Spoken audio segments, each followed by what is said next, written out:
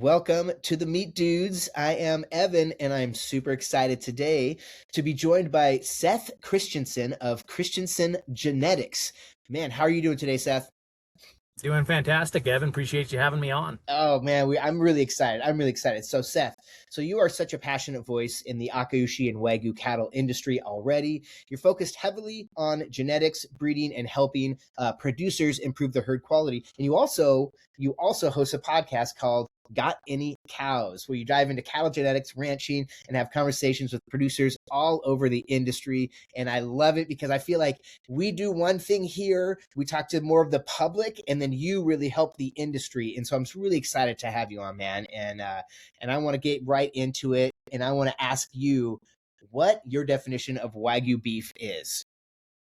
Yeah, no, fantastic question, and appreciate you having me on, Evan. Yeah. Looking at Wagyu beef at large, I mean, Wagyu is going to be such a broad spectrum of answers. You know, Wagyu can apply to anything that's got some Japanese origin to it. Mm-hmm. So, I mean, we've seen Wagyu applied to everything from an Arby's burger that's going to be maybe a quarter Wagyu kind of a deal and very much a commodity end of the spectrum, all the way on up to A5 out of Japan. So all sorts of different things can fall under that blanket category. But Wagyu in its most basic sense just means Japanese cow. So anything that touches that is going to technically land within that category of beef. And that's where I'm so glad to see you guys doing the work you do with the Meat Dudes to help people understand what that is. You know what I mean? That there are a series of answers, all of which are correct as far as what Wagyu is, but helping people differentiate that and understand that. And I think that's a fantastic thing to help folks understand the beef end of the spectrum, whereas my work could be more so with the cattle and the live animal. Yes. No, I mean, you hit it right on the nail there, man. Like, our mission is really to, let people know that Wagyu is a spectrum. And it goes, like you said, from A5 in Japan all the way to F1 cross raised in the States or raised in Brazil or raised in Australia or South Africa, right? And there's also so many cuts inside the cow, and there's more stakeable items in a Wagyu cow. And, you got your full-blood Denvers to maybe your F1 cross New York strip to your purebred Bavette. And so already it's a spectrum. We like to tell people you can find something in this whole Wagyu spectrum that you're going to enjoy. But something that we don't talk about all the time is that within Wagyu, there's different breeds. And so today we're going to focus on Akaushi because that's your specialty, otherwise known as the Japanese Red. And I'm excited to learn more because I really want to just do a deep dive into it and get all your opinions on it and get like the facts out there between, the differences between the black and the red and just the whole breed in general. So for people hearing the word Akaushi for the first time, like what exactly is it and how is it different from Japanese Black Wagyu that we mainly see over here in the United States? Absolutely. So Akaushi literally just means red cow in Japanese. So very, very straightforward as the term Wagyu is. So literally just red cow. So it is a separate and distinct breed from Japan. So if you look at the two different breeds, the Japanese Black and then the Japanese Red or Japanese Brown, which would be the Akaushi cattle, both of them are going to give you that really high quality eating experience with some differences, with some nuances between the beef and some pros and some cons to either option there. And then the live animals are going to be distinct animals. They're going to be a little different as to the rate at which they gain. They're going to be a little different. If you were to look at them in person and you look at those animals, you could see if you stood a Black Wagyu and a Red Wagyu animal side by side or an Akaushi animal side by side, obviously the color is different, but the differences don't end there. They are separate and distinct breeds. So the best comparison I have found for people that are more familiar with cattle or with the livestock end or that are coming from the world in which I operate, I guess, with the live animal would be if you look at the Angus and Hereford breeds, which would be very, very common, very, very, established breeds of beef cattle in the United States. Both of those breeds are British breeds, so they came from the same part of the world and are going to produce a relatively similar end product, not the same, but similar.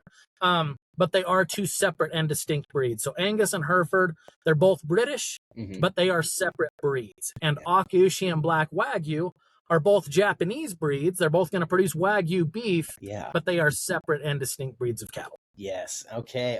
So the Japanese Black is most of the Wagyu that you see in the U.S. is Japanese Black. Is most of the Wagyu in Japan Japanese Black, or is it more evened out over there as well? Yeah, so the Japanese black are going to be the dominant breed. You're going to Okay. see more of those cattle. If you look at the number of original imports, I'm not going to say exact number, but based on what I've seen as far as imports, the animals that left Japan and came to the United States, you'd be roughly 150 black Wagyu animals. You'd be roughly 20 all in all done red Wagyu or Akaushi Okay. animals. So that you would see significantly more black Wagyu influence here in the United States. Yeah. I'm not going to speak for Japan and for their industry, but I would say that's going to be reflective overall of what you'd see coming out of Japan Okay. as far as the Black Wagyu being dominant there as well. Okay. Okay. So what made you decide to focus on Akaushi cattle specifically instead of going maybe the more common Japanese black? Yeah, so for me as a livestock producer, and I'm so glad to be here with you, someone coming in from the meat end and with your Hmm. expertise, your set of experiences coming from the beef end, and then I guess approaching the live animal. My experience would be just the opposite. So I'm coming from the live cattle, Yeah. where all of my focus is on the living, breathing animal, and then I really, truly am still educating myself on the finished product end of things. Mm. So an exciting conversation to have here. But relative to your question, why Akaushi? I mean, what got me in Akaushi? So my background would be more so in Angus cattle, so a lot more common breed of beef cattle in the United States. Kind of the baseline that'd be the dominant breed of beef cattle in the United States is Angus. And so I'd had requests for years from people saying, "Hey, we'd like to get into Wagyu, right? Right? We'd love to have the beef. I mean, everyone's heard about it. Everyone would love to try it. Like, there's not anybody you'd run into. You say, "Hey, would you like to try Wagyu beef?" They say, "Oh no, I wouldn't like to try that." Everyone would like to try Wagyu beef. Exactly. And for me, part of my challenge as far as, entering that Wagyu beef realm, like I mentioned, the red Wagyu or Akaushi and the black Wagyu cattle are distinct animals. They're different animals from a live animal perspective. So on the plate, they're going to be quite similar. And again, some differences there. Yeah. But both produce Wagyu beef, but they're quite a distinct animal. So when I had people say, "Hey, I'd love to get this Wagyu beef," I said, "Look, I'd love to sit down and eat it with you. I love that finished product. I mean, wonderful eating experience. Yeah. But I don't know that the black Wagyu cattle, from a production standpoint, fit what I was targeting with the live animals, right? Your black Wagyu, they are a separate and distinct animal. Your growth Yeah. curve is going to be distinct. The physical body type, as far as what the animals look like in the flesh, is going to be distinct, Yeah. or I should say, more different from conventional breeds like Angus than what Red Wagyu or Akaushi is. And so for me, it actually ended up being there was a day that there was a local hay farmer here in Idaho that said, "Hey, I am looking at getting into these Akaushi cattle," and he didn't know cattle at all. He just knew hay and wanted to find a way to improve the value of that, running it through these high-end cattle. He says, "I need someone to come source or sort on these cattle for me." So he said, "Hey, I'll hire you for a day." He says, "Come in and be my genetics expert, and sort these cattle and get me these Akaushi cattle." And I'd heard of them, but had never seen the Akaushi animals. And this is at a point in time where, I mean, like I said, years of requests for Wagyu beef, but I just hadn't found the animals, the live animal that maybe fit as far as a way for me to get to that Wagyu quality beef endpoint. And I went up this day with this hay farmer, and I went up, frankly, expecting to see cattle that looked like the Japanese black, right? That might be Yeah. a little frailer built or a little slower, just a distinct animal. They're a separate animal from the conventional beef breeds. And when I rolled into this pen of calves, and saw a pretty darn impressive set of calves. These have been F1, so half Akaushi cattle. And I asked the operator there, I said, so where are your Japanese cattle? I was looking for these, frailer built, slower growing things. Mm-hmm. And he said, "No, these are them." And I mean, that was the light bulb moment for me. I mean, that was the moment where I said, "Look, we can get this Wagyu quality beef, right? Or we can get this above and beyond beef eating experience. Yeah. But we can get there with cattle that are more like unto the Angus, or more like unto the Hereford, or more like unto these conventional breeds, a little bit faster rate of gain, a little bit more muscle mass." And for me, that was an aha moment of saying, "Hey, there's some unique value to these animals when they're a beef product and when they're a live animal." And that's why I'm in Akaushi as opposed to Black Wagyu. Yeah, I do hear that a lot. I do hear that a lot from the Akaushi ranchers, that they're like they are very rancher friendly. I have heard that a lot, that they're a lot easier to manage and to grow. That's something that, whenever I talk to somebody, they bring that up a lot. They're very proud of that. I'm like, okay, yeah, I hear it. But what about, so a little bit on the eating experience, though, if you want to get into that, like what would be some of the main differences in the eating experience? They're both going to be marbled because they're Wagyu, and they're both going to be tender, correct? Yeah. Yeah, perfect, perfect. So what is it? How does Yeah. it differ? Yeah, so they are definitely both. I will absolutely say both produce a wonderful beef eating experience. Both red and black wagyu put an awesome steak on the plate. Yes. And I think it's important, and like again, just to compliment the work you guys are doing to educate people Hmm. that hey, yeah, there's a whole series of different options here, and there's not a one size fits all Yeah. in wagyu, right? Because there are differences. There's differences between how these cattle are bred, like we're talking here Hmm. with Akaushi and Black Wagyu. There's differences in how you feed these cattle. There's differences in age or weight at harvest, difference in how you cut them, difference in how you cook them. And all of those things are going to impact that final beef eating experience. So when we look at the difference between red and black Wagyu, I would say the commonality between the two, in both cases, it is going to be above and beyond conventional beef, right? It is Absolutely. in both cases, red or black Wagyu. I Yeah. mean, it's fantastic. Like there is no going back. I mean, once you get into red or black Wagyu, Yeah. in both cases, I mean, I went from frankly any three-legged Holstein would work. I mean, any junk cull cow was fine growing up. Yeah. I mean, now we're ruined. We're total meat snobs. Both Absolutely. produce an awesome beef eating experience. Hmm. Some of the differences you'd see between the two. I mean, if you're chasing just absolute maximum marbling, Hmm. the black Wagyu is probably going to be the more ideal of the two fits. If the whole goal is just marbling on marbling on marbling, Yeah. and it's okay that we're going to sacrifice some things on the live animal side, then black Wagyu is probably the better fit there, right? So looking on the plate, the most wildly marbled steak is probably going to be your black Wagyu. Yeah. The red Wagyu is distinct though, and for me is my preferred eating experience of the two. And again, for me as an individual, and that's where I think it's so important Totally. for people to understand, it is not a one size fits all. It is not A5 or A5, right? There are different fits and different applications Yeah. for these things. And for me, I prefer a little bit beefier flavor profile. I prefer something that is, I mean, that you can tell this is a steak, right? When we get all the way into the black Wagyu, the Japanese have done such a wonderful job of producing, a unique beef eating experience. I mean, if you go to Japan and consume beef, you're going to take little tiny slices Hmm. and you're going to flip it either side on a hot plate and eat a little tiny slice, right? And it's so rich and so incredible. And they've done this wonderful job, right? But frankly, I'm a red-blooded American male and I want a steak on the plate. I know. Me And if too. you take a full-on A5, Yeah. it's a lot. I mean, I'm not saying it's not awesome, but that's a lot. Oh yeah. And Can't for do it. me, yeah, the red Wagyu ends up sitting in this, or this Akaushi end product, sitting in this wonderful spot for me and for my palate. And I'm not claiming to be any chef by any means, but for me, when I sit down to dinner and I want to eat a quality steak, you've still got that solid beef forward type flavor. I mean, it is above and beyond what Angus is going to do, but then it is still in the realm of reason. It's still a steak. Yeah. We haven't crossed over into this whole separate realm of this A5 type finished product. So Totally. that's what I really enjoy about consuming a red Wagyu steak. It's all my wife will let me put in our freezer now. No, I get it, and that's why I love that the Wagyu is such a spectrum. And it's like I get upset. I don't get upset, but like I get annoyed when people say, "Oh, I don't like wine," or "I don't like a whiskey," and you're like, "Well, there's so many different types. There's such a spectrum of how, where it's raised in the terroir, and we're experiencing that right now with what we're doing. Is we're creating a Wagyu beef map from all over the U.S. and where people can search their favorite Wagyu beef. They'll search, I want Akaushi, I want grass-fed, I want F1 cross, I want these genetics. And these are going to be, registered by an association and then approved by us. So we make sure that people get amazing Wagyu that's verified, basically. But also, we want to showcase that there's so many different types. That's why I love talking to you about this, because like you said so many times there, that this is great for me. Some people may love a full-blood black New York, and that's all that they want to eat. Mm-hmm. That's totally cool Right. too. So I love to have an F1 cross Denver sometimes.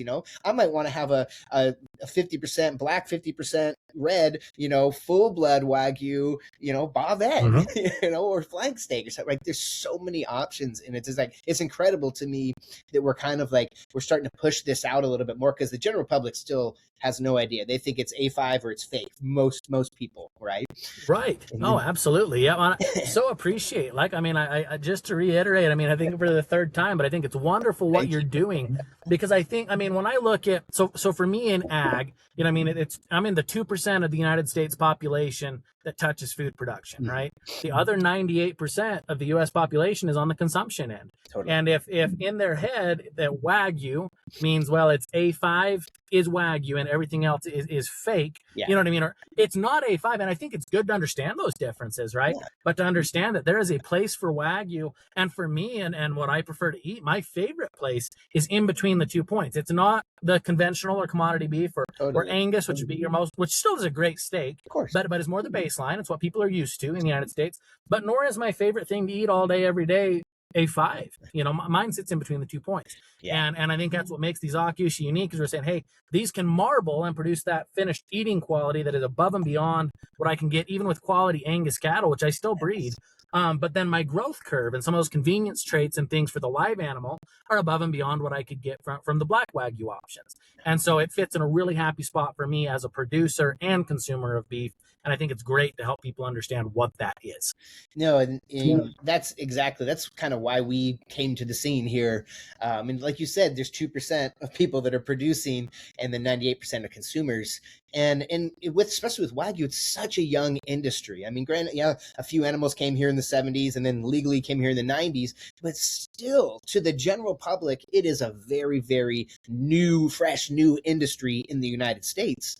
And so people are starting to hear those buzzwords, and they haven't heard them enough, so they start to get the misconceptions in their head. So we got to keep kind of reiterating this, that it is a spectrum. I get comments all the time that, Wagyu in America is fake, or somebody the other day said Wagyu isn't a breed. And I'm like, okay, like, I understand that there's breeds within a breed, but like, are we trying, like, what are we doing here, dude? Like, you're in the Wagyu industry. Are we confusing the hell out of people? Like they already think it's fake. So why are we arguing with each other about this verbiage and that verbiage? Like, we need to just make it simple for people to understand. Like, Red Wagyu is going to be maybe not as marbled as the black, but it's going to have a really amazing eating experience for somebody who doesn't want to have super marbled beef, and it's going to be super tender and maybe even a little bit beefier. And then the black is going to be very marbled, and it's going to look beautiful, and it's going to shine on your plate when you for a great celebration. And there's just going to be these differences, and that's okay. And doesn't mean that one's better than the other, right? Or one's fake. Oh yeah, Wagyu. So. Oh, for sure.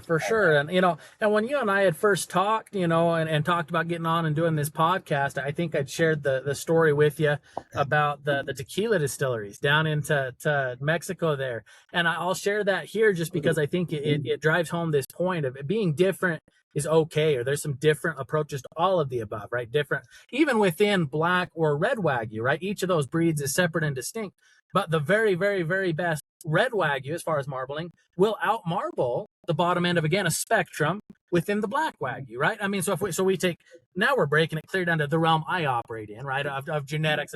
There's a scope there too, right? There's Red Wagyu that are geared more towards growth or geared more towards marbling. Same with Black Wagyu. There'd be Black Wagyu that are geared more towards growth or more towards marbling, or a series of different traits that we as breeders select for. But to come around to that story from Mexico, because I do think it illustrates exactly what you're talking about here.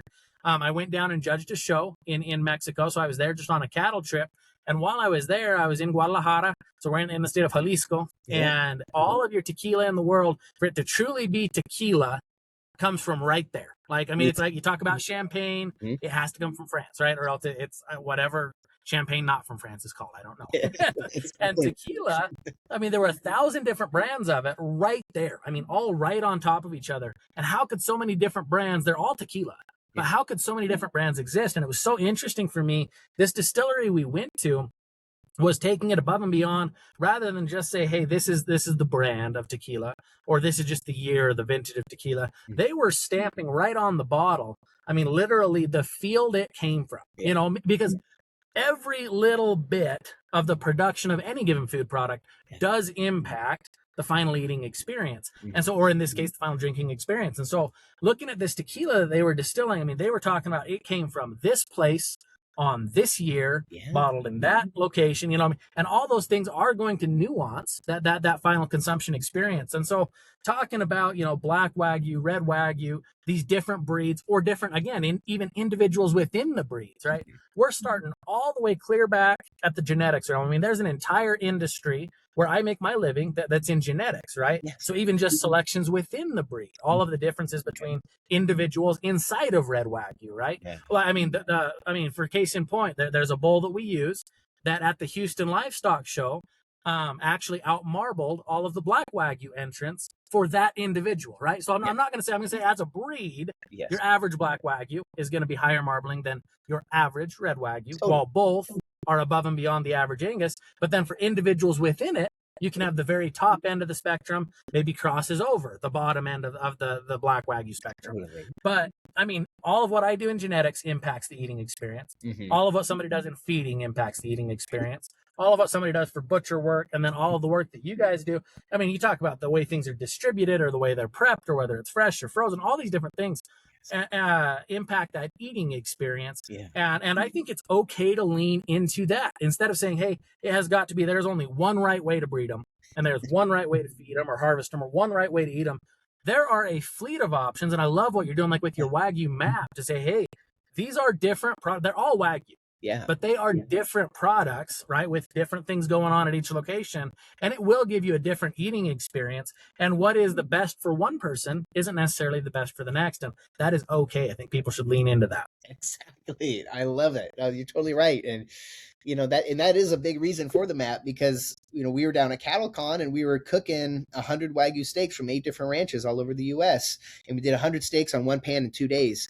And we realized they cook differently, because this Oklahoma Fullblood cooked differently from this Florida F1 cross to this Indiana, barley finished, right? I mean, just the way that they're finished, the way that how long they're on pasture, everything tastes different, it cooks different, and there's so many nuances in this. And these were all just Japanese black. I don't think we had any Akaushi that day. So I mean, yeah, there's the spectrum is wild, and that's why I love talking about. I love hopefully getting the message through to people that there's more than just one way to do it. And like you said, the way that you cook it, the way that it's packaged. I mean, from what you do all the way till it gets to the plate, there's so many different things that could happen, and that's what. That's what makes it special. That's what makes it different. That's just like in Jalisco making the tequila. I mean, it's just there's so many different ways to do it. It's not just, tequila comes from Mexico. Like, whoa, no, like, I mean, technically, yes, you're right, but like, what about how do we get it from the agave plant to your cup, and then everything in between? Right. So, well, and there wouldn't be 1,000 brands that existed there yes, if only one way worked. You know what I mean? If it has to be this way, or that is all. And all 1,000 of those are right there. And there's enough differences to drive demand for 1,000 different brands of tequila right there. And I think it's okay that people say, hey, don't just try to be Japan. Like, frankly, if all somebody wanted was Japanese A5, they're better off to just buy Japanese. If that's what they want, it's great. There's nothing wrong with that. Go buy Japanese A5. Why does everyone else that ever produces a beef product, period, that happens to have some Japanese genetics in play, need to be Japanese A5? I mean, if all you're trying to be is a ripoff of what they already are, why would someone not just go there? I think it's okay to lean into, hey, Oklahoma does it different from Indiana, does it different from Florida.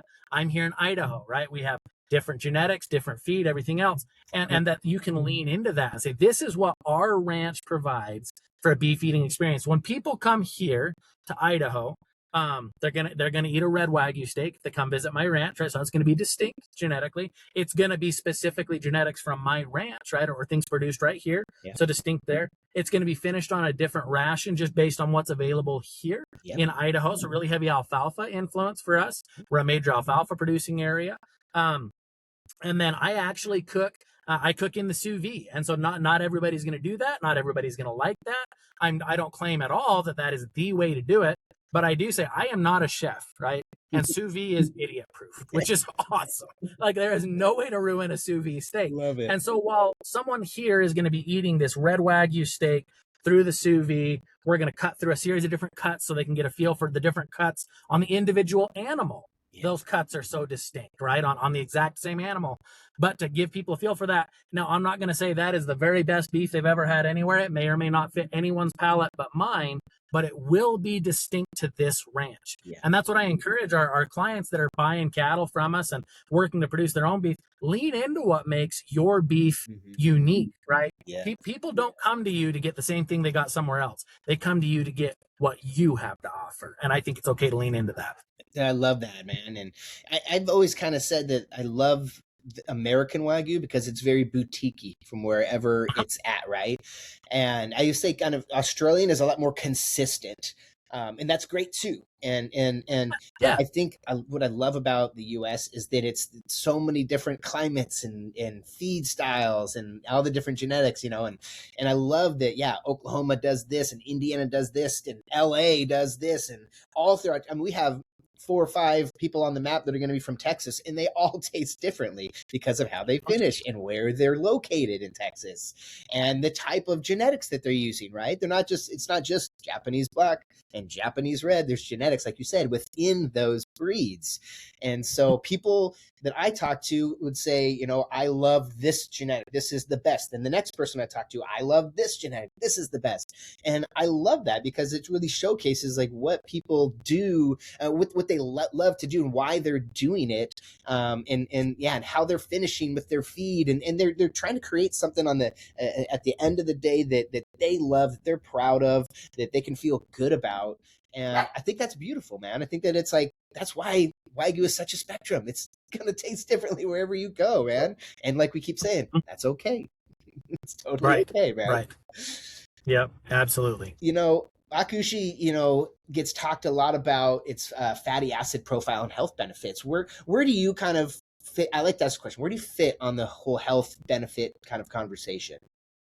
Yeah, no, absolutely. And I'll tell you, I mean, I think one of the things I most appreciate about kind of the health benefits piece for me, now, I don't claim to be a health guru, right? I mean, my body style or body type would be like curvaceous at best, you know. I wouldn't exactly call myself athletic, right? So I'm not going to come on here and pretend to be a fitness influencer because I'm not. Yeah. But when I look at the health benefits of this beef, I think one of the things that's fun and unique for me, just on the consumer end of things, is you know, in most cases when it comes to food or food choices, period, it can be healthy or it can be delicious. It is an either or proposition. I mean, quite often it is healthy and it is gross. Yeah, right. Yeah. Or it is delicious and it's trying to kill me, you know? And that's one of the things I most appreciate about Akaushi beef is we say, hey, not only is this healthy, but it is also delicious, right? And sits in this kind of unique spectrum to say, hey, rather than have to be an either or proposition, which with most food choices, you kind of got to pick, you know what I mean? Do you want it to taste good or do you want it to be good for you? And this is such a fun and unique space to say, hey, this is both healthy and delicious. And what a unique product offering in that sense. I know. And it is, you know, we get into it a little bit where I'm trying to not just claim all this stuff, but kind of like try to get into a little bit, see what people's perspectives are about it, because I feel like there's a lot of information out there. I talked about this with Dave from Booth Creek. He's like, there's a lot of information out there. We can pull studies and say, yes, this is fact, and this is fact, and this is healthy, and the fatty acid profiles and the balanced omegas and all that stuff. But I still feel like to the general public, it's not there yet. Like they don't believe it yet. And maybe we just need to do a better job of compiling that information and going, okay, this is it. And I know a couple people like the World Wagyu Council, they're really working on like creating a document, pulling a lot of stuff together to like kind of push that out even more to the general public, because once people do realize that it is, you know, as healthy or maybe as healthy as a salmon fats, you know, and avocado and olive oil, maybe they'll be a little bit less discouraged to try it. Because right now, you know, if you hold up a raw steak, black or Akaushi to somebody, you know, they're going to be like, that's fatty and that can't be good for me. But you know, all of this stuff coming out, man, I don't know. I think once it does come out, once it's like finalized and we can really just get it out there, I feel like it's just such a game changer. It would just be Oh, absolutely. way And I think, it's we're definitely swimming upstream a little bit on that better. one. I mean, we got 50 years of I don't know what the proper term would be, but I guess the perception that fat is bad, right? I mean, especially if you go back as far as, like the 80s, et cetera, I Oh mean, yeah. really pushing lean proteins, and that's still definitely prevalent. I mean, even in some of these health type circles or saying we're going lean, right? Mhm. Because I mean, frankly, like if I'm sitting and I'm looking at health or looking at athleticism or my lack thereof, right? Like what I'm targeting in myself, right, or in my body Mhm. would be lean, right? And so when you say, well, we're going to consume fatty, but it's going to be good for you, I think it can be hard that there's maybe some pre-established misconceptions saying like, well, because there is fat, it cannot be healthy, Yeah. right? And I think yeah, helping people understand the benefits of those different monounsaturated saturated fat ratios, and Yeah. like you mentioned, the different fatty acid profiles, and it is just a completely distinct product. I mean, if people have the chance to look at truthfully in any Wagyu beef, right, and more so the further I guess up that spectrum you get as far as more marbling, any and all Wagyu beef is going to be different to look at. Yeah. It's going to have a different fat melting point. It's going to be chemically different, right? There's some different health benefits that way. It's going to look different, smell different, taste different. Like it is a different product. And I think if people can understand, hey, there's an opportunity here in Wagyu at large to produce a superior product.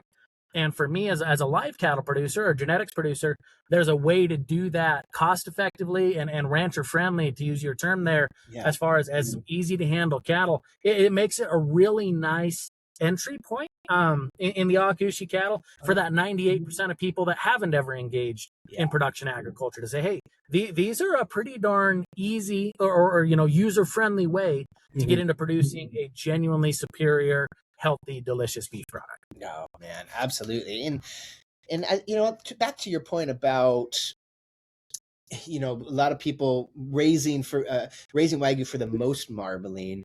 I totally agree with you when we're talking about how it's going to be something for everyone, and we still need to make sure that the Wagyu tastes good, and that's what we got to raise for flavor and not just marbling. And I think sometimes within the industry we get a little crazy and we're like, hey, guess what, guys, look at this, and it's like, man, we're Americans, so right? more is always better. We're competing, right? I love it. And yeah, yeah. that like most of the people out there are not looking for that, or it's Right. a total celebration thing, and that's awesome. So do you think the future of Wagyu in America, I guess this is my question, is going to be more about finding your preferred style of Wagyu instead of just chasing the highest marbling possible?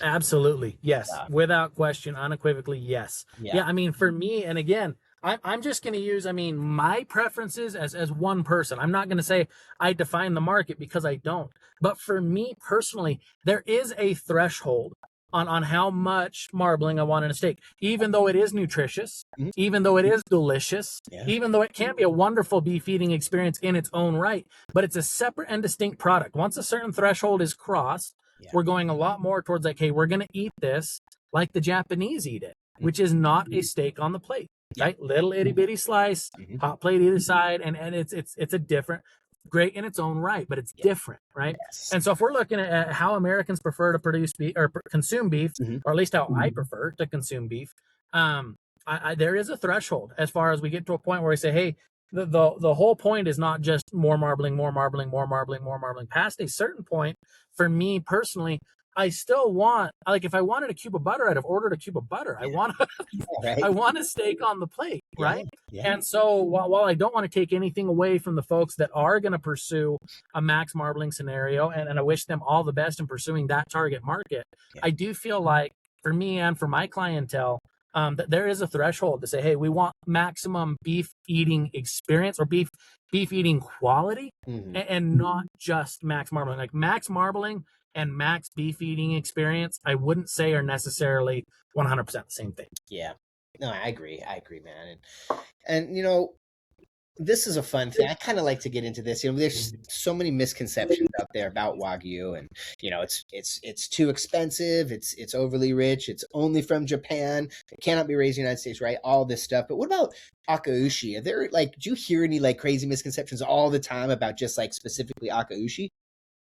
Yeah. I mean, I would say, and this is one of those, we talked about kind of some of that infighting you'll see between Red Wagyu and Black Wagyu, which I'm completely on the same page you are. I mean, the last thing we need to be doing is tearing each other to shreds inside of the Wagyu beef community. Right. It's already this tiny, itty bitty little corner of the universe. We don't need to be throwing each other under the bus, right? There is a place for both of these breeds.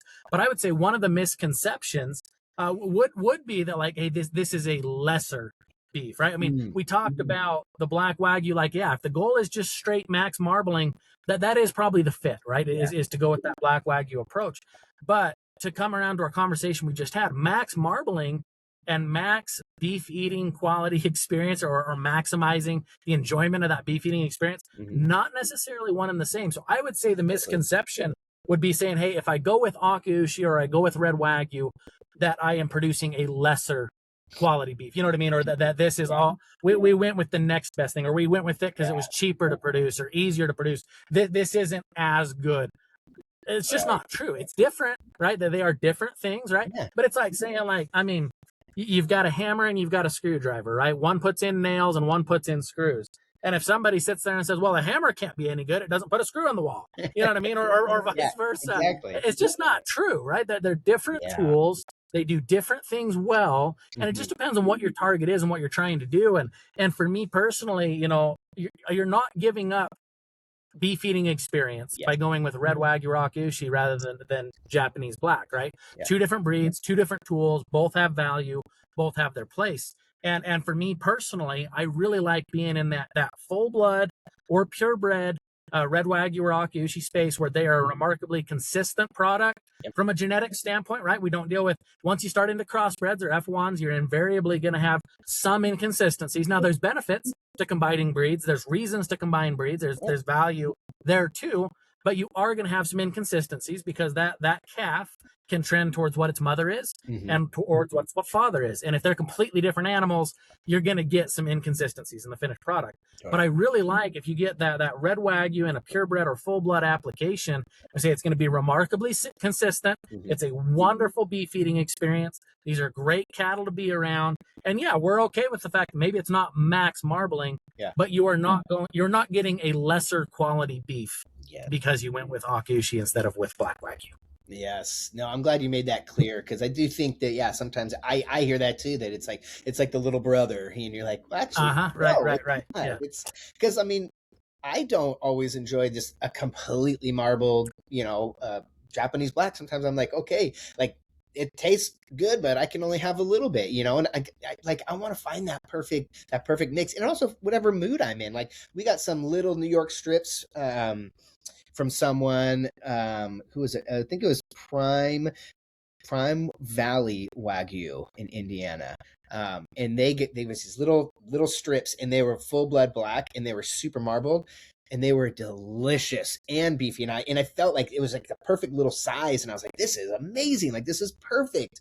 But if you gave me a ribeye that looked like that, I'd be like, I gotta split it 3 ways, and I can't do that, but there's just there's so many different ways to enjoy Wagyu, and it, like you said, it's not about just the max marbling all the time. It's about the eating experience and the tenderness. And when you eat that piece of Wagyu, whether it's Japanese Black or red, you get that beautiful tenderness. You're gonna get that butteriness because they're both gonna be marbled, and then they're gonna taste a little bit different because of the terroir and the beefiness and the genetics. But you want to, you got to find that perfect spot. But I'm looking for that great balance. That's what I'm really looking for when I'm eating Wagyu. So sometimes if I'm looking at some full blood, I might want to have a leaner cut because I might want a Terrace Major full blood, and then I'm going to go F1 cross New York strip or a purebred New York strip, and sometimes that's perfect for me.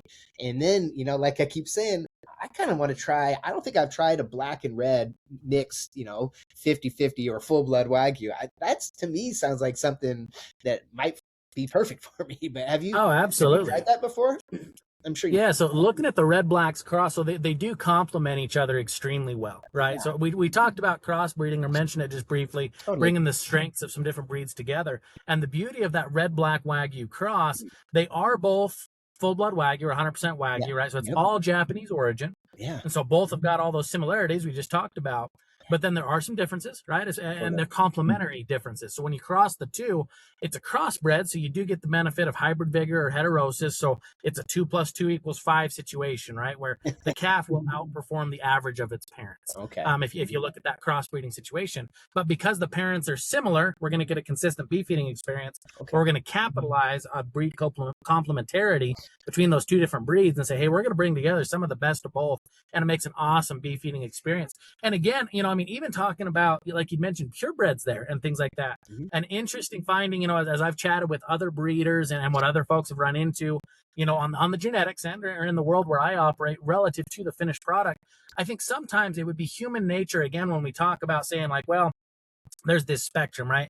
And maybe, the max marbling on one end. And theoretically, as we get away from a 100% Japanese full blood and go down to a purebred, which would be 15/16 or better, so above 93.75% Akaushi or Black Wagyu, we would assume, like, well, it's not 100%, so maybe we're giving up, 6 or 7% of quality. Maybe it's a little bit lesser, right? Or it's not quite as good as a full blood. And the interesting thing, and I've observed this in my operation, it's been observed at Bar Wagyu, which would be, one of your largest and longest tenured Black Wagyu operations. Yep. It's been observed in Australia as they've gathered data on purebreds, right? So cattle that are 6%, 6.755% another breed. Quite often the purebreds are outperforming the full bloods, right? So it is possible to say, hey, we're going above and beyond the performance of the 100% full bloods, even in things like chasing max marbling, or even in things like chasing max growth curve, or even in things like chasing, carcass weight or things like that to get as many pounds of beef off that carcass as possible.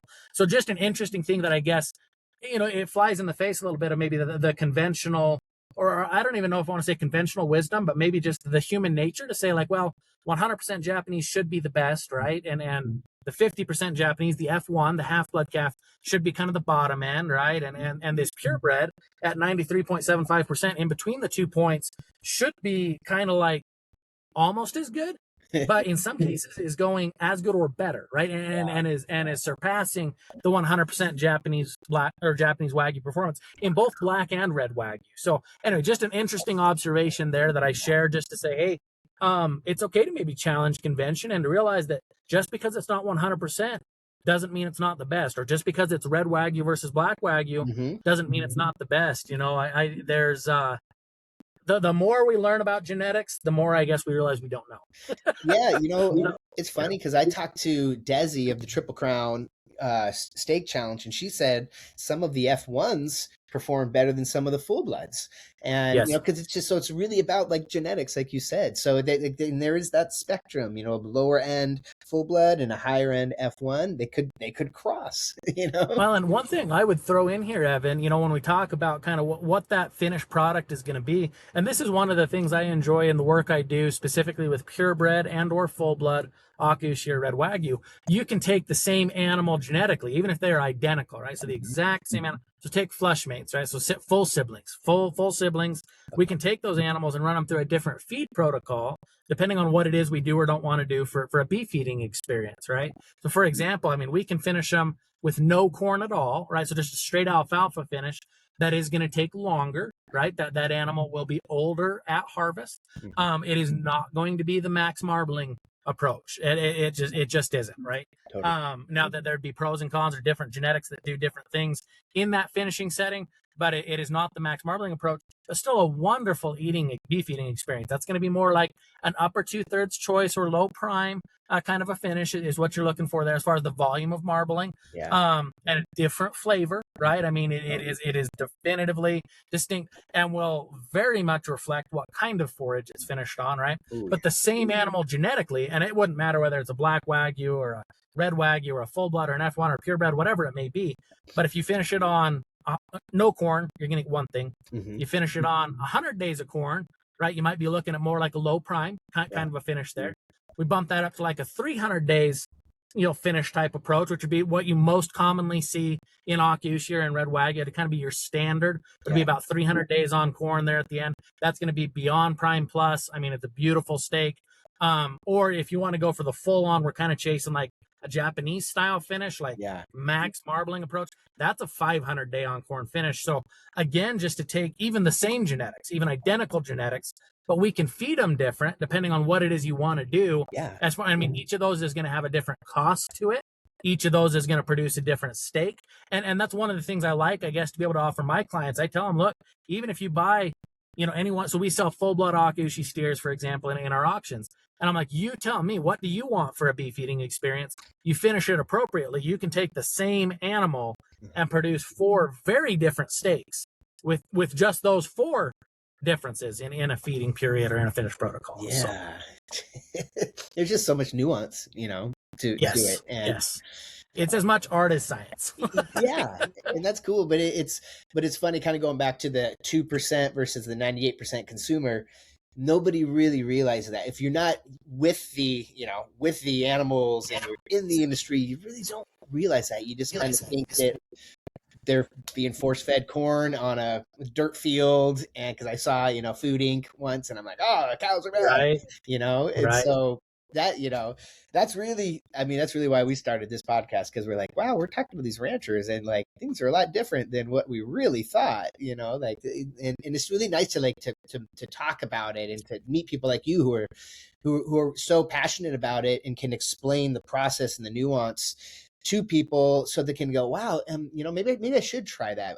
Maybe it kind of takes the fear away, like knowing that you are producing this and that you care about all these little things that go into feeding and raising, really takes the fear to the general public. And like I keep saying, that's really what we're trying to push out there and go, hey guys, like, it's okay, you can try it, but try it from these good people who are registered, know exactly what they're doing. Because, to the general public's point, there's a lot of bad cattle raising out there and a lot of bad Wagyu out there too. So absolutely. Well, that's been an interest. I just recorded a podcast episode, I guess 2 episodes back with my butcher, and so he actually feeds full-blood Akaushi, so animals that they're genetically are genetics. And then they go just a couple miles down the road. They're fed by him and harvested by him. And the reason he got into these full-blood Akaushi was he had run into so many half-blood Wagyu that had been so disappointing as far as what that beef eating experience was. He had been so disappointed. And now this is not to say, Wagyu's the problem, right? No. The thing we're looking at in this scenario was he had these people that totally unknown genetics, right, as far as what the Wagyu genetic component was. And then that frankly had zero experience in feeding the cattle, right? So we had no idea what kind of a finish protocol those cattle were on, had no idea to tell, hey, if this animal's ready for harvest or not. They just kind of brought it in when they had a date scheduled with the butcher. And so he had seen so many subpar, and that's the hard part, is if somebody has in their head, hey, Wagyu equals A5, like it is the same thing in my head, right? That is what it is. And then they go and they get a Wagyu Holstein F1 that sat on sticks in somebody's backyard through a drought and then got harvested in the fall without ever putting on any fat at all, whether that's via, a quality grass finish or any of those corn finishes. And they went in thin. It not only is it not going to be this fantastic beef eating experience they had in their head, it's going to be below what just conventional or traditional beef would be as far as the quality of the eating experience, because it's not, no one of these pieces by itself is going to get you there, right? If all you have is genetics, it can still be a subpar eating experience. If all you had is a great finish period, but you don't have the genetics in play, it's still not going to be what it could have been. So all these things have to come together, and it's very challenging for a consumer to come in saying, hey, Wagyu is just one thing. It is just one word in my head. But that is so difficult. If they have one bad beef eating experience like that from one, I mean, even if it's not necessarily anyone with malicious intent, like I hate to call them a bad actor, but somebody said, hey, take this thing's half Wagyu, and they went and harvested it not knowing what they're doing. One poor beef eating experience, they say, oh, Wagyu's a scam, or it's not any good, or, it's not what it could have been. And I mean, that is challenging for the consumer to navigate, and I'm glad there's folks like the meat dudes doing their best to to help people navigate that. Absolutely, man. I mean, the expectation is already so high when you hear the Yes. term Wagyu, right? Yep. And yeah, that's why, we've always said from the beginning, like, know where your beef comes from. Mhm. And it's like, if you know that you can that this Wagyu is registered by American Wagyu Association or Akaushi Association or the Australian Association, but there's verified genetics, and you understand that everything is tracked and traceable all the way back to the original animals that came here. That is so Mhm. important, because like you said, somebody might just have a Wagyu. They don't know where it came from. They don't know what's been in it. It's just like conventional beef, like, well, Right. this is product of the U.S., but it was raised in Brazil and shipped to Mexico, and then it was shipped to Hawaii, but now it's back up to Canada, and you have no idea where it's been or who's put anything into it, like, and so Mhm. knowing where your beef comes from, knowing that, like, a lot of there's so many great Wagyu ranchers out there that go birth to harvest, and know exactly what goes into their beef. A lot of great ranchers out there, not just Wagyu ranchers, a lot of great small ranchers Yeah. out there. So if you know where your beef comes from, you will be able to hopefully dodge some of that shoddy Wagyu out there, man. Right.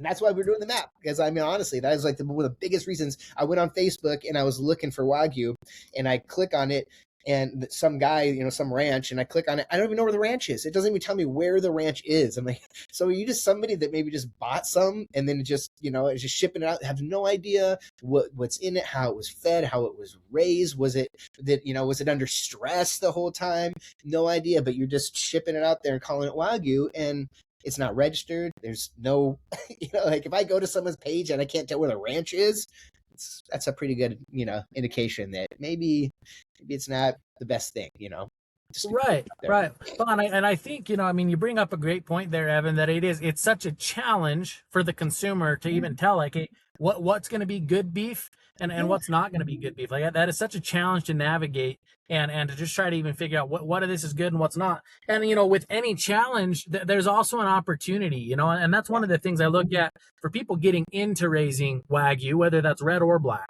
But people getting into raising Wagyu, I think one of the opportunities that exists is that these scaled operations, now I don't want to say a scaled operation by default is bad, right?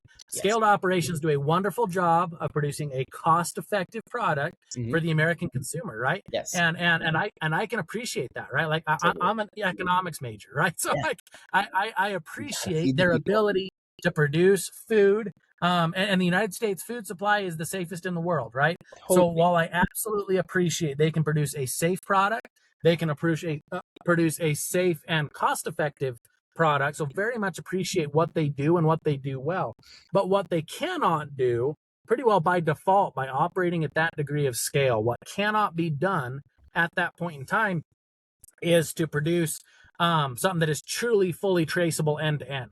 Like, I can guarantee you, if you go in, I mean, I spent time this last summer in a facility that harvests 6,000 head a day, right? Incredibly efficient, right? And my hat's off to them. They do a wonderful job at keeping the American public fed, right? I mean, there is a need for scaled, low cost operators. There's a need for it, right? Like, the ultra premium end of the market is not for everyone. It's not even going to be for me every day of the week, as far as just, I mean, the most expensive product isn't always going to be the one that we can do, right? Yes. But the thing that I do think it leaves wide open as an opportunity, right, for a small scale producer, like when I talk about what I'm doing with my butcher here, I mean, we know literally, I mean, that animal, it was conceived here, was calved here, was raised here. It's been DNA verified. We know exactly which animal went to exactly which feedlot 2 miles down the road. We know exactly who fed it. We know exactly what they fed it.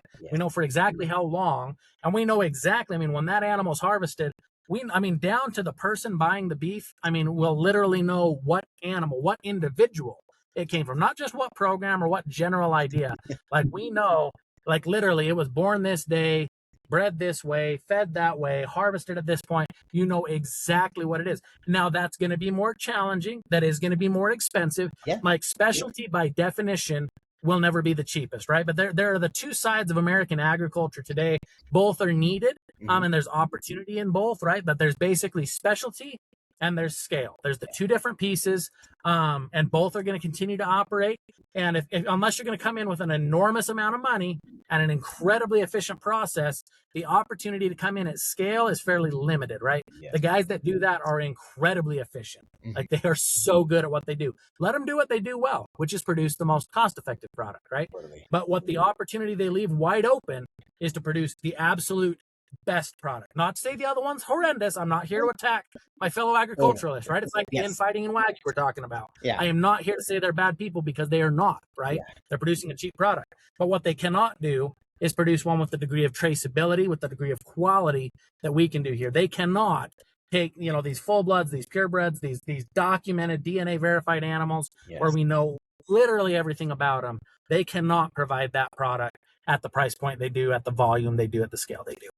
Right. And if that is important to you and you have enough money to be able to do that, then a lot of people will do that. They're looking for that. That's why people buy that nice tequila out of Jalisco. Right. They buy champagne. They might not drink champagne every night. Maybe they're drinking some nice sparkling wine from California, which is also really good. But it's every once in a while you might want to grab the nice stuff, and there's totally a market for that. And even on that, yes, Wagyu is going to be more expensive, but it's not. When I say that, I always say with like an asterisk, where it's like, it's not going to be out there insanely expensive because of the types of cuts in the cow, right? And when you go, like, we'll go to a Whole Foods here, and we're in Seattle, right? And so I'll look at, like, they have New York strip, tenderloin, ribeye, maybe a couple of other things, and like, that's mostly what they have. And if you want to say, a prime ribeye versus a prime, or versus a Wagyu ribeye, yes, the Wagyu ribeye is going to be more expensive because of all those things we just talked about. But you can also look for, if you go to a specialty butcher shop, maybe a Wagyu Denver, a Wagyu bavette, a Wagyu skirt steak, which is going to be a way better eating experience and probably the same, if not less money than a prime ribeye is going to be out there. So there's so many different types of things that we can do. So if you can't spend $70 on a full-blood Wagyu ribeye, maybe you can spend $25 on a Wagyu's Fullbloods, Denver's Abuton. And it's absolutely amazing. Yeah. Well, and this has been one of the things that I have noticed, even just my family eats. Now we're spoiled rotten, right? Like we're sitting here as snobs because we do happen to produce this stuff. Yeah. And so that is all that's in the freezer, right? It is straight. I mean, it's full-blood Akaushi Wagyu. Yeah. But to your point, I mean, I have just been so impressed. Like, I have not gone into a cut that I've been disappointed by. Like, there's not been anywhere that I'm like, oh, this one's tough, or this one's not flavorful, or, oh, well, that's too bad, or like, we should have ground that one. I mean,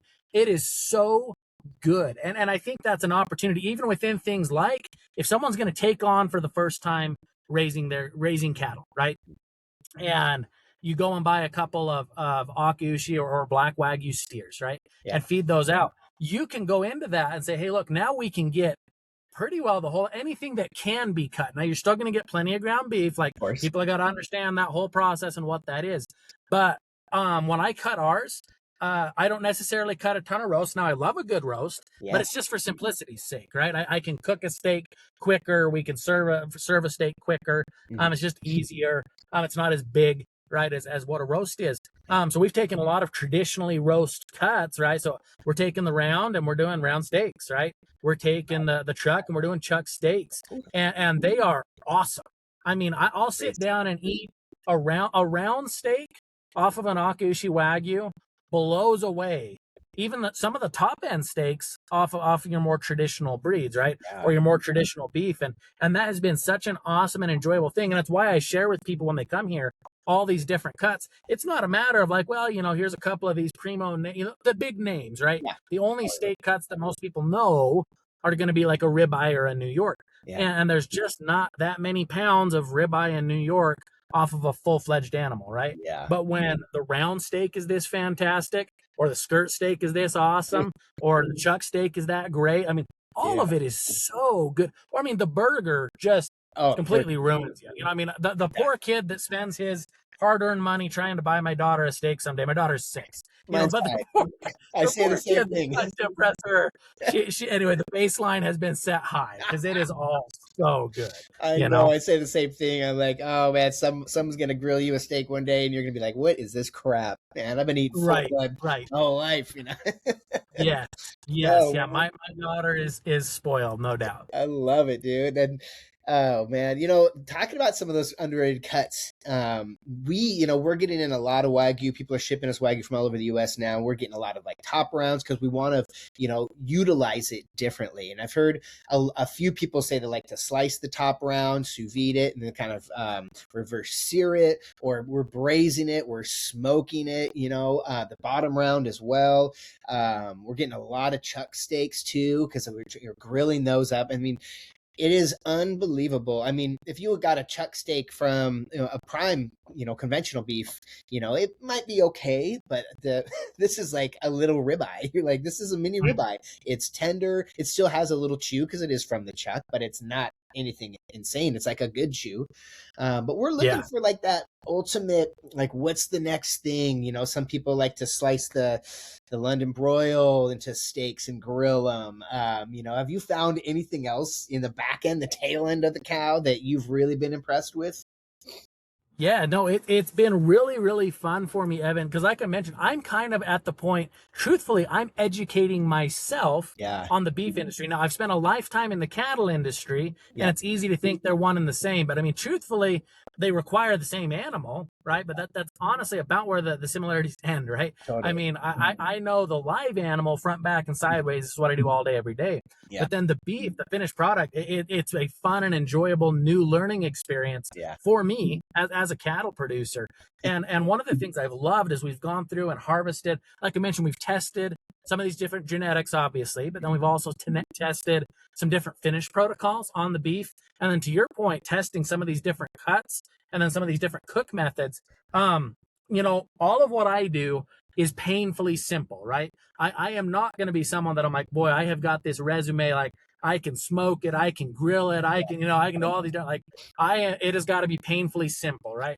I've got 400 cows and 4 kids and no time for really a whole lot of anything else, right? And I'm sure I'm not alone in that. I'm sure pretty well everybody is fighting those same constraints on their schedule. So simplicity for me is king, even when it comes to things like these cuts, right? And we talked about earlier how most things are either, healthy or delicious, and Akaushi is both.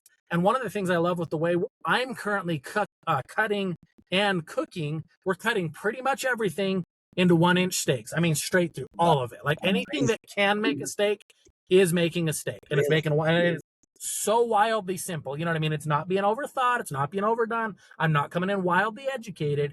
It is just straight. It's all 1-inch steaks or it's a burger. You know what I mean? With the exception of the brisket. That is the only exception, right? Yeah. Like everything else, it is 1-inch steaks or it is burger. And even something as painfully simple as that, right? And then it's all getting frozen because obviously we're storing it, over time. Yeah. And then it's going straight into the sous vide. And depending on the cut, I mean, we have cooked anything literally anywhere from 2 hours clear out to 72 hours. I mean, if you go on the internet, it is all over the place on what people think they ought to do for sous vide. But the beauty of a situation like that, right? If we say, hey, 1-inch steaks straight through, right?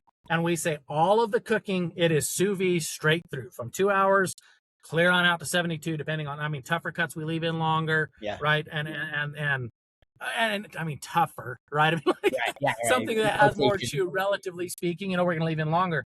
But I mean, it is just fantastic. And so coming down to that point of most of the time, it's either convenient or it's healthy and delicious, right? I mean, healthy and delicious is like this labor of love, this job, right? Yeah. But to get something that convenient, that it is like, I don't have to know how to do the cut sheet. I just said 1-inch steaks. I don't have to know how to cook. I literally just grab it out of the freezer, and it is the degree of convenience of a microwave meal, right? But this is full-on world-class eating experience, That's crazy. And that is just awesome to me, And so, like, we'll take all those 1-inch steaks, I'll throw in a series of them, and we'll throw in a bunch of different cuts, ranging all the way from, a tenderloin New York or ribeye, all the way up to, we'll have some chuck steaks in, we'll have some round steaks in, things like that. And the only difference between any of them is I pull and eat the more tender stuff like a tenderloin New York or ribeye first, and I'll let the other sit in the sous vide longer. So we'll sit there and we can eat off of it 2 or 3 meals, whatever else, because you're sitting there anaerobic in the sous vide environment, right? Yeah. You're sitting there at a high enough temperature. You're not going to have bacterial growth. and it just gets more tender the longer it sits. And we just ate some chuck steak yesterday coming out of that sous vide. And I mean, for the fact that I don't know how to, I'm no wizard with a cut sheet, and I'm no wizard with my cooking experience. Like, oh my word, it was fantastic. And it's a chuck steak. Like, it's supposed to be a roast. This is supposed to be the low end beef eating. This is cheaper. I'm on a budget. Like, it was stellar. I would have zero qualms serving that to anyone. I knew. I mean, unless I really didn't like them, but like, it was really, like, it was fantastic beef. And anyway, I've just been tickled with the beef eating experience on the Red Wagyu. That's so cool, man. I love you just taking everything. You just 1-inch steaks. Let's go. Wildly basic. Wildly simple. I mean, that's kind of, you're taking almost what the Japanese do. They cut everything, this thin strip on everything, and they not as much shabu-shabu. I heard they don't do as much shabu-shabu as we think, but it's still that same kind of style of just, thin on the rock cutting, and because I always ask, I'm like, what happens with like A5? Like, they're not like doing ground beef for A5 or like an A5 cow or anything like that, but everything just gets thinly stripped. So it's kind of like what you do it's more of the American way. Just one steaks for the consumer. So yeah. Well, and then you just don't have to know. You know what I mean? Like, if I look at it and I'm like, I'm a cattle producer and I don't know. You know what I mean? Like to say like, oh, I really have a nuanced view of a cut sheet, right, or of prep methods. I don't expect somebody that's raising a steer for the first time to just have all of this just perfectly dialed. And if I can say, hey, even if you don't have this wildly complex anything, even if all you do is cut straight 1-inch steaks and they all hit the sous vide, I am positive, so long as that animal is bred and fed right, you will like the eating experience. Like, it's awesome. I love it. I love it. Keeping it simple, man. It's like meal prepping, Wagyu meal prepping. Yep. It is it could not be any easier, and it could not be any better to eat. Like, I think it's just an incredibly unique option that way. Well, what would be, for somebody buying Akaushi the first time, what would be the one steak or one cut that you would tell them to start with? Oh man, what my kids will always request is a tenderloin, but the problem with the tenderloin is it's going to ruin you, because right out of the gate. So like, the average tenderloin that the average person eats in the average place is wrapped in bacon, right? Because it's incredibly tender but has little to no flavor, right? So filet mignon is wrapped in bacon. The incredible thing with the Wagyu tenderloin, it is marbled. And it is flavorful, and it is incredibly tender. The problem is, literally anything is tough by comparison to a Wagyu tenderloin. So if you were only ever going to eat one in your entire life, eat a Wagyu tenderloin. But put the asterisk on there, like, you will be ruined. Like, nothing else will ever will ever compare. I agree. Yep. I agree. Well, let's see. So one of my final questions, I kind of like to see that, what we think about the Wagyu industry in the next maybe 5 to 10 years. So, in the next 5 to 10 years, especially like more of the consumers being like more educated about genetics and feeding and programs, and transparency, where do you see the Wagyu industry really heading? I mean, where do you see it? Because I was in the cannabis industry when it first started, and like now I look at it and it's very funny to see how it is completely different from 10, 15 years ago, where people were like, oh, it makes you stupid. And now it's like, oh, well, I'm having a CBD pill with my, vitamin D pill. So where do you kind of see this, in about 10 years? Right. Yep. It absolutely will develop. It absolutely will. It already has developed and changed significantly over the course of the last 30 years since those females arrived, or the last 50 since those first bulls came in. And when I look at it, I mentioned previously, I guess, the two different forms in ag of kind of specialty or scale. If somebody's seriously going to be engaged in agriculture, period, including the Wagyu industry, like the production end where I operate, like the live cattle, it is specialty or it is scale. And, frankly, scale, it's enormously capital intensive. There's already some pretty established players. They're doing a good job, right? If you look at your large Wagyu programs, you look at Snake River Farms, you look at Heartbrand, they're doing a good job, right? These are good cattle, good programs, good beef. They are consistent, right? Like, if somebody needs a consistent product, right? They're not cheap, but they're consistent. They do a good job. That scaled operation, I see those programs continuing to grow, right? I think they're doing good work. I think they'll continue to grow. So I guess the point I'm getting at is if people are looking to get into Wagyu or get into Akaushi or engage in the production end of this, right? Raise a couple steers, harvest your own beef. The opportunity is on that specialty end, right? Yeah. And it is to say, hey, we are going to breed these specific to this ranch. Like, this is how we breed them, right? Yeah. This is how at this ranch, this is how we feed them, right? This is how we've decided we want to go about that finish period. This is how we cut them. This is how we cook them. This is all the pieces to make a unique beef eating experience. So I think what you will see is a further acceleration over the course of the next 10, 15 years. The big players are going to keep getting bigger. Like there's a demand for that. There's a need for that. Yeah. They provide value, and they're going to be rewarded for that, right? Yeah.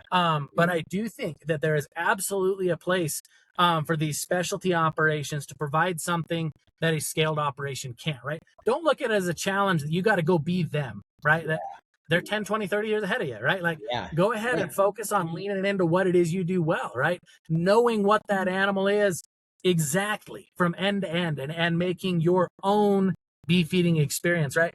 People are going to want, I mean, we're already seeing this shift towards people wanting to know. I mean, that's been happening, gosh, for 10, 15 years. Yeah. People want to know where their feed their food comes from, right? Totally. People want to know how it was raised. Yeah. People want to know where it was raised. People want to know who raised it. People want to know, what is it? Like, they'd like to have an answer instead of it being like, well, this is a commodity food product that could have any one of, I mean, you can have a hamburger patty that's got 1,500 different DNA strands in it because there's 6,000 animals killed in a two Like, of course, I mean, I'm surprised there were only 1,500, present in this patty, right? Crazy. Like, it is like, they're two different production environments. Both will continue to exist. There's value in both. One will be the least cost operator, and that is the scaled outfit, right? Cool. But there is and will continue to be a need and a demand for that specialty operation that can give more answers than what is logistically possible at scale. So that's what I see continuing and accelerating going forward. And the people that can lean into that and say, hey, you know what, we are going to be radically transparent. We are more than willing to let people know exactly what this is. People are willing to pay for that. And so I think you'll continue to see success for some of these smaller specialty operations producing things like high quality Wagyu beef that is unique to them. I like that. No, I like that, because one thing that worries me is it's this great little industry right now. Like, it is so small, right? Like, we pretty much know almost everybody in this industry. Yes. But how do we keep it quality as it grows? That's like the big thing, right? As you scale, it's really hard. There are going to be like the Budweisers are going to come in, and you're going to be like, okay, now we got the old Budweiser Wagyu, like, so how do we, I'm always trying to think of like knowing where your beef comes from is the first way to like combat that, and supporting all of these smaller local ranches that do it the right way, like you say, to have the transparency, because there's going to be a lot of people that come in that may not have the transparency, or you may not love what they do, or they can't tell you where the ranch is at, so looking for these things and understanding who your rancher is, that's one of the biggest things that we are a huge proponent of. And that's how we started our restaurants here in Seattle. So yeah, we know Farmer Paul out there at Pure Country Farms. We've met him. We've shook his hand, and we know exactly what goes into those cattle. And he showed us what these are. We got to hold baby pigs, and, we got to do everything. And like, really, like, we know everything about that ranch. And it's not going to be the case for every single person out there, but the more transparency you have, the more you can like learn about who's providing your food, the safer it's going to be, and the more comfortable you're going to be eating it. And hopefully we can absolutely keep that quality. And I would tell people, don't be afraid to try raising your own. I'm not going to say that that's the right fit for everyone. Obviously, like, there are logistical constraints to live cattle. There are places they can be, there are places they can't be. So not everyone is going to have that opportunity. But that is another thing that I definitely see continuing to change in the next 10 to 15 years, especially as COVID hit and so many people went remote, right? Or those remote positions really accelerated, right? So much work. I mean, you and I are sitting in completely different physical locations, right? And having this conversation and recording it, we're going to distribute it and all these things. Like, the things that are available, that are options remotely, are greater than they have ever been. And what that has led to, there are more people living in a place where they could house a few cows than what there ever has been before, right? Historically, it's been just about everybody's in the city, and there are a few people that are out and about and maybe have access to the sheer geography to be able to house a few animals. But there are more people than ever before, and that trend will not slow. You'll see more and more people continue to move out to the country, or even, I mean, call it out to the suburbs, but more so out to the country. I mean, frankly, at this point, you can be in the middle of absolute nowhere and hook to Starlink and do a lot of jobs. So the point that I'm making there would be, don't be afraid to raise your own, you know, and while that won't be the fit for everyone, that might seem, I guess, daunting. But truthfully, it's really quite a rewarding thing to say, hey, we can take a couple of these live animals and literally raise them end to end to where you know everything you could possibly know about them. And that is, I mean, that's the space in which I operate. You know what I mean? Is a lot of the people I sell to are just barely getting engaged in agriculture for the first time in any way, shape, or form, or just barely getting engaged in cattle for the first time in any way, shape, or form. Right? And don't be afraid to take that on and say, you know what, like, is it going to turn out exactly like whatever you tried somewhere else? Probably not, but that's okay to go ahead and try raising your own, try taking them straight through. Like, what a neat opportunity, you know, to get into, to have that personal connection with your own food, right? And you decide exactly every piece of what you want for how that animal goes from the live animal on your property to the finished product on your plate. It's a neat opportunity that I think more people than ever will be able to engage in, and more people than ever should engage in the next 10 to 15 years. I like that. And you know, you made a good point, because I don't think that a lot of people would not have even thought of that before COVID. It would have been like, there's no way I could ever do this. And still some people may think that way, but I think there are a lot more, like you said, that would like, you know what, this could actually, I could maybe actually do this. And so it became a little bit more of an option for people, kind of changed a lot of the mindset out there. And yeah, that would be cool. I mean, it is, I mean, the more people that are doing it, the more education that's out there, the less fear people are going to have about it. And I think the more it's going to just hit the market and have people just understand that it's okay to choose your Wagyu, and there's a spectrum, and you don't got to spend $200 a pound to get it anymore, you know. And once we get that out there, yeah, I think that we're going to slowly see that kind of just change. And once we get the good stuff, you know, or once we get people to going back to the butcher shops, and seeing, like, you know, understanding that these butchers know exactly where this meat comes from. I mean, that's like the first step for me. That's what we always kind of say, like, don't always go to the grocery store. You can go to some great butcher shops and support these people, because generally they're going to know where the meat comes from, maybe a little bit more. Yes. So, yeah, man. Well, Seth, how do they get a hold of you, man? How, you know, what's your, can you explain a little bit of your podcast, and then and how can people get in touch if they are interested in learning more about Akaushi or raising Akaushi? Sure, you bet, absolutely, yeah, and appreciate you having me here, Evan, and would invite anybody that's listening to this podcast, if you're catching this on the Meat Dudes channel, to take a look at Got Any Cows is the name of our podcast. That is going to be on Apple Podcasts, Spotify, YouTube. It is a full video podcast, and so you can see the live cattle. You can see all the people that we interview.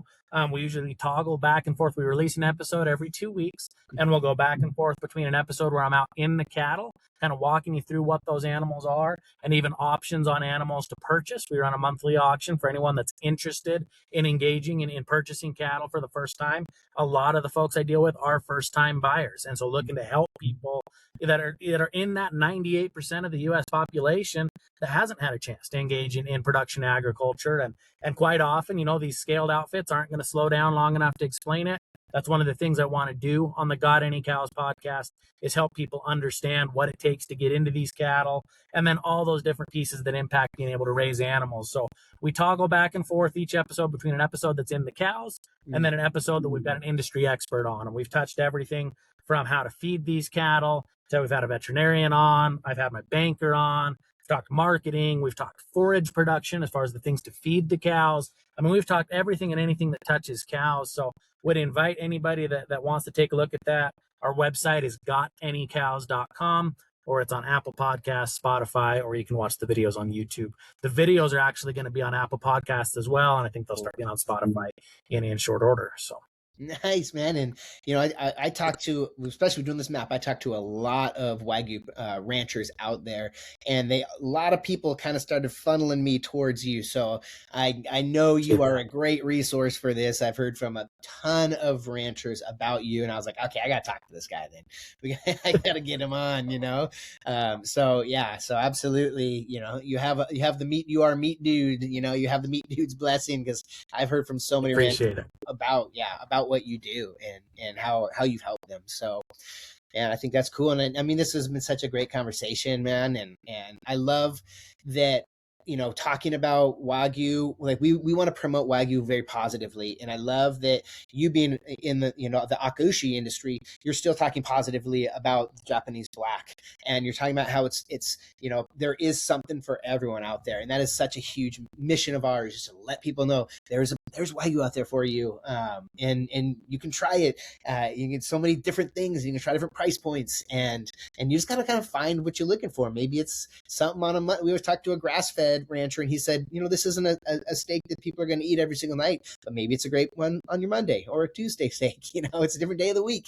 And I just feel like that's such a great, that's such a great motto for people in the industry, and for people to hear that, there is different types out there. So go out there and experience a lot of the different types of Wagyu, and go out there and try the different types of cuts. So you're not just buying the ribeyes out there. So many things you can do. And Seth, we learned so much about Akaushi, man. Thank you again.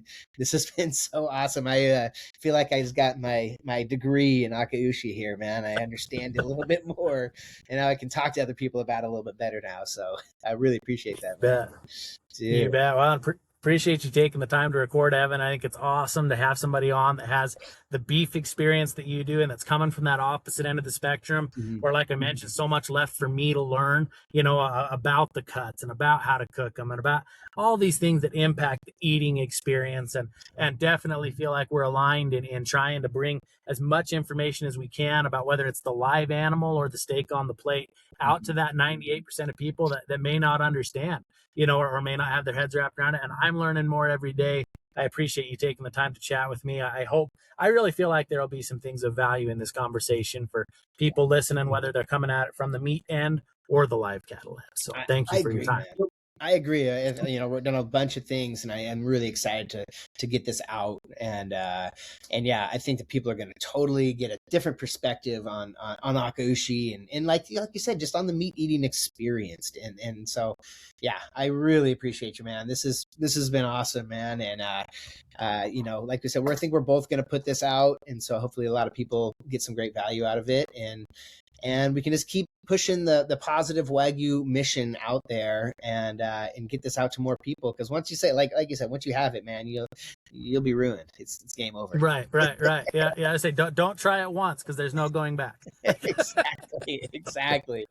Well, yeah. Seth, thank you so much, man. I really appreciate it again, and hopefully we can our paths will cross here. I know we're pretty close. You're in Idaho, I'm in Washington, so maybe we'll have to get out there one of these days and check out the ranch.